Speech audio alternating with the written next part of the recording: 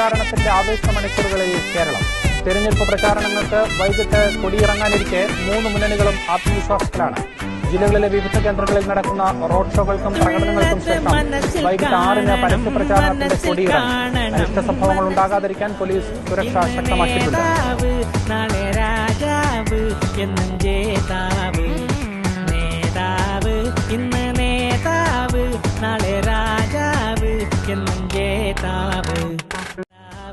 ഇന്ന് നേതാവ് നാളെ രാജാവ് എന്നും ജേതാവ്. നേതാവ് ഇന്ന് നേതാവ് നാളെ രാജാവ് എന്നും ജേതാവ്. A few moments later.